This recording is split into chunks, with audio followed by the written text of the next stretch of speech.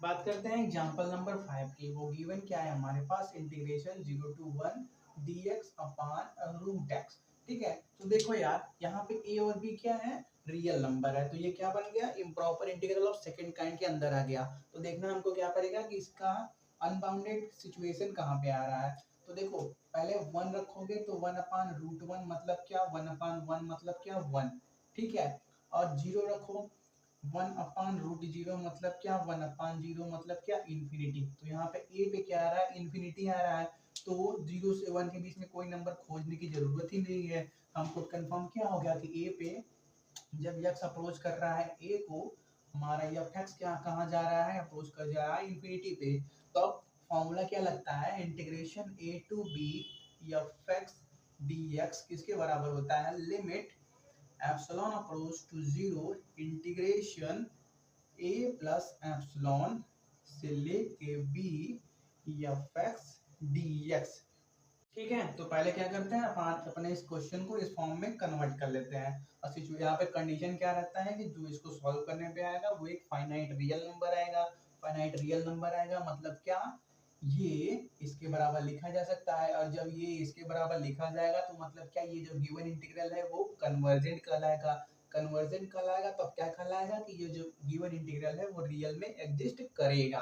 ठीक है, तो देखो limit epsilon approach to zero है, इंटीग्रेशन ए क्या है हमारे पास, जीरो है, तो जीरो प्लस एप्सिलॉन। ठीक है, उसके बाद क्या, बी क्या है हमारे पास, बी है हमारे पास 1, एफ एक्स क्या है, dx अपॉन रूट एक्स। तो देखो रूट एक्स का मतलब वैल्यू क्या होता है, x के पावर 1/2। और यहाँ पे तब क्या हो गया, x के पावर 1/2। और x के पावर 1/2 को ऊपर ले जाओगे तब क्या बनेगा, x के पावर -1/2 बनेगा। तो हमको क्या करना है, इसको पहले इंटीग्रेट करना है। तो x के पावर -1/2 को इंटीग्रेट करोगे तो पहले क्या आएगा, x के पावर n+1 अपान n+1। n क्या है, -1/2 + 1 अपान -1/2 + 1, 2 2 1 2 -1 1/2, और नीचे भी क्या 1/2 आया।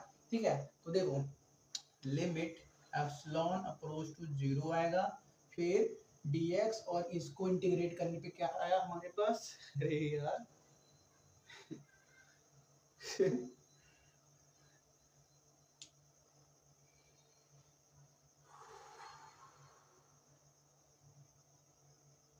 5 मिनट।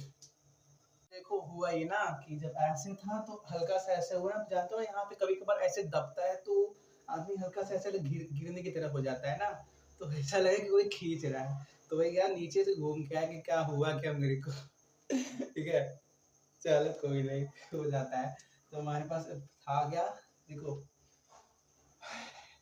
इसको इंटीग्रेट कर रहे थे तो हमारे पास x के पावर 1/2, x के पावर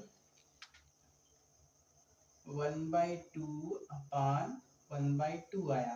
तो x के पावर 1/2 का मतलब रूट एक्स, और रूट एक्स और नीचे 1/2 है तो 2 ऊपर चला जाएगा, यहाँ पे क्या बन जाएगा 2 रूट एक्स। ठीक है, और लिमिट कहाँ से कहाँ तक है, 0 प्लस एप्सिलॉन। देखो 0 को गायब कर दो, सिर्फ एप्सिलॉन लिखो। ठीक है, 0 कोई मतलब होता नहीं है, एप्सिलॉन से लेके 1 तक। तो देखो लिमिट एप्सिलॉन अप्रोच टू 0, पहले क्या करते हैं, x की जगह 1 रखते हैं, तो 2 रूट वन का वैल्यू 1, तो मतलब क्या, सिर्फ 2। और उसके बाद क्या, -2 रूट एप्सिलॉन। ठीक है, तो देखो अब क्या करते हैं, एप्सिलॉन की जगह 0 रखते हैं। ठीक है, तो देखो यहाँ पे क्या आएगा, 2 - 2 रूट एप्सिलॉन। एप्सिलॉन की जगह हमने सॉरी 0 रखा। अभी तक हम इन्फिनिटी का क्वेश्चन सॉल्व कर रहे थे तो वही थोड़ा सा हो गया। ठीक है, तो देखो यार रूट जीरो का मतलब जीरो, जीरो में 2 मल्टीप्लाई करोगे तो जीरो, मतलब क्या, सिर्फ हमारे पास बचा 2। ठीक है, तो मतलब क्या, देखो ये यूनिक है और एक फाइनाइट वैल्यू है, तो आप क्या बोल सकते हो कि जो आपका गिवन इंटीग्रल है वो रियल में एग्जिस्ट करेगा। ठीक है, और जो भी स्टेटमेंट है आप लिख देना, thus the given integral is unique and finite therefore. Statement को सही करो पहले। Thus, the limit of given integral is unique and finite. Therefore, the given integral is convergent. That is, the given integral exists. ठीक है, चलो अब note करो।